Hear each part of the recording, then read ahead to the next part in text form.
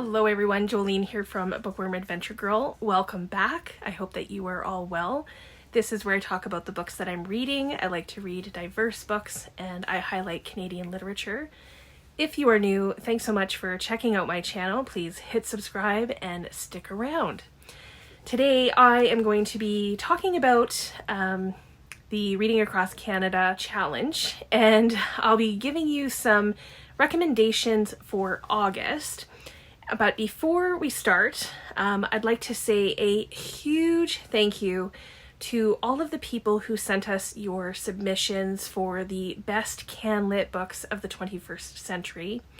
Lindy from Lindy's Magpie Reads and myself, we have been putting all the votes in, and we have quite a list for you.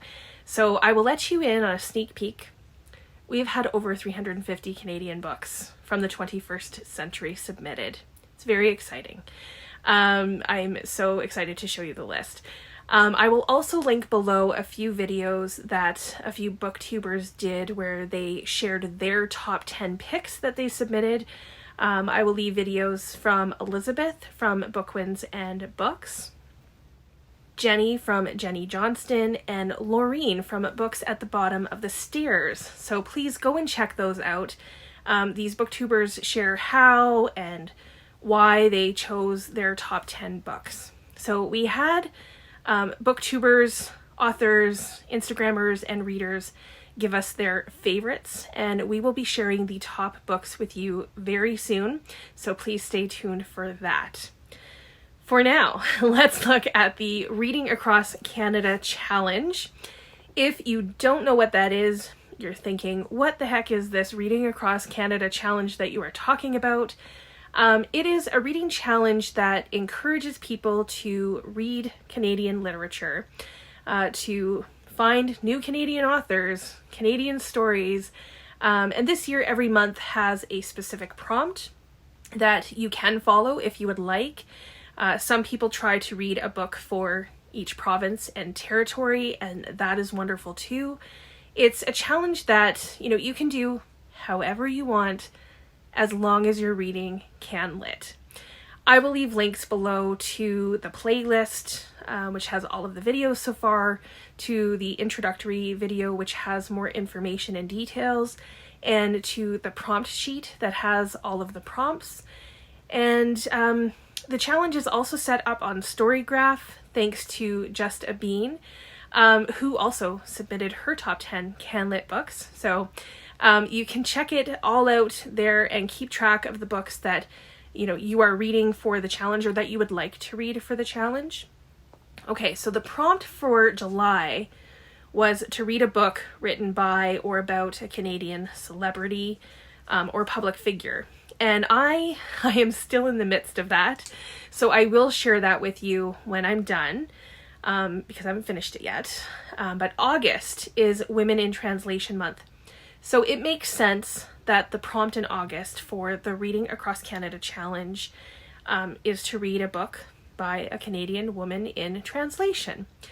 It also makes sense that for Canada, that the translation would be, French to English or English to French, but it can really be any translation from any language as long as the author is Canadian. So for my recommendations, for my list, I have 10 books altogether. 4 of them I've read, and 6 of them are on my radar, and I really want to read them. So we're going to start with the 4 books that I've read. And first up is Leroux by Kim Thuy, and this is translated from the French by Sheila Fischman. I have never read another author who writes like this.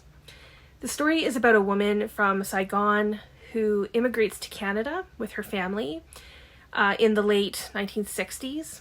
And this is one of those times where I wish I could read and understand the novel in its original language. It's also a nod to how well translated this book is, because the language is beautiful. I'd like to be able to read the original to see if it feels the same way, because it's fantastic. So Kim Thuy has written four novels, I think. And the other one that I have read is V. And this is also translated from the French by Sheila Fischman. It includes similar themes of people moving from Vietnam to Canada. It has a female protagonist, in this case V, who comes to Canada with her family as a young girl. And the story is told in vignettes. We get glimpses into V's life. Again, beautiful language and storytelling. Both of Kim Thuy's books are also very quick reads. I think I read them both in 1 or 2 sittings, so they're great for that too. Next up is Autopsy of a Boring Wife. This is by Marie-Renee Lavoie, and it's translated from the French by Arielle Aaronson. I've talked about this book before. This is another, fairly quick read, and it's about Diane, who has been married for 25 years when her husband leaves her because she's boring. And it follows how Diane gets through the loss, and starts to reinvent her life. And then the last book in translation that I've read is The Future by Catherine Leroux. And this is translated from the French by Suzanne Ouriou. And this one Canada Reads this year. And if you followed my videos on Canada Reads, you know that this was it wasn't my favorite. This was my least favorite book of the 5 that were being defended. This is a dystopian novel with a concept that I like, which is that the young people are the ones who are kind of calling the shots and creating a new world. And the storyline follows a woman as she searches for her missing granddaughters. And there was a lot going on in this book, and it just didn't work for me, but it did work for many people. So if a dystopian novel is your thing, you might want to try this one. Now to the 6 books that are on my radar and on my list. I'm going to stick with Catherine Leroux for right now, because I am very interested in her novel called Madame Victoria. This is translated from the French by Lazer Lederhendler. Now, I believe that this is based on true events and a real woman. So a real woman's skeleton was found in Montreal, and they reconstructed her face. They did DNA tests. They filed missing persons reports, but they were never able to identify the woman. And she became known as Madame Victoria. So in this book, Catherine Leroux gives the woman 12 different stories. She reimagines who the woman is, her background, and shares what happened to her.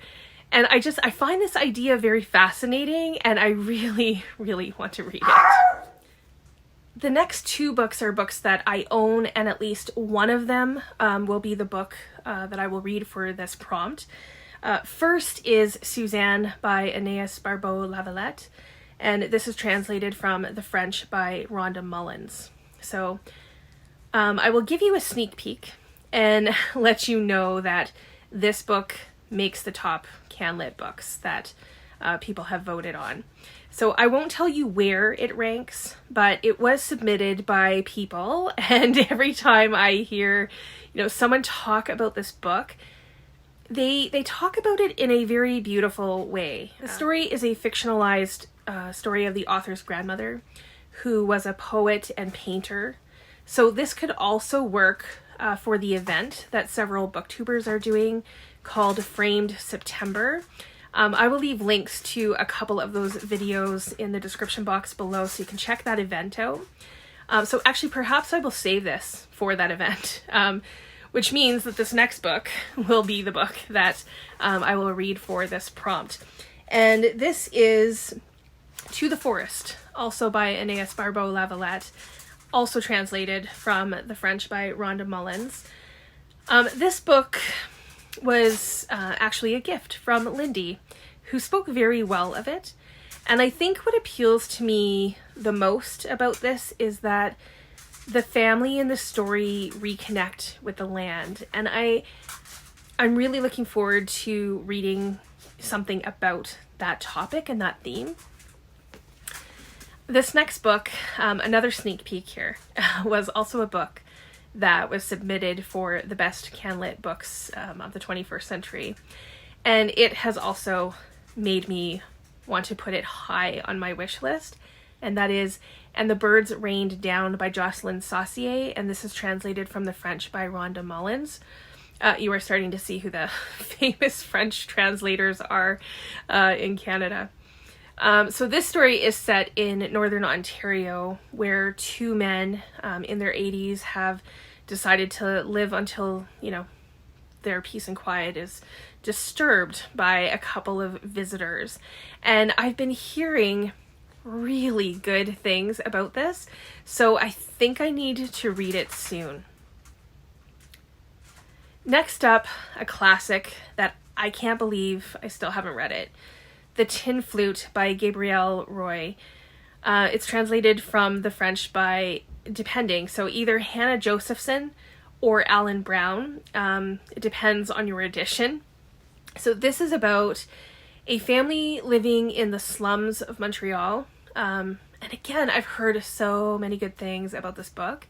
And if you speak French, then, you would be able to read the unabridged version, the original version, because my understanding is that when this has been translated into English, they have removed some parts. So that's unfortunate, but it didn't stop this book from being a bestseller and a Canadian classic, so I definitely want to read this. Last on the list is Griffintown by Marie-Renee Poitras. It's translated from the French by Sheila Fischman, another popular translator. So this story begins with a murder, and it's set in Montreal, and it focuses on the community of Griffintown. Even though this was published several years ago, I again have been hearing, a few things about this recently, and it's been enough that it made me want to check it out and look into it more. So this is definitely on my radar. Hopefully there is something in this list that interests you or helps you as you try to find a book for this prompt. Please let me know what you have read or what you are planning to read for a Canadian woman in translation. Are there any books that you would add to this list? I look forward to chatting with you in the comments. As always, thank you so much for watching. I hope you enjoy the rest of your day, and don't forget to make every day an adventure.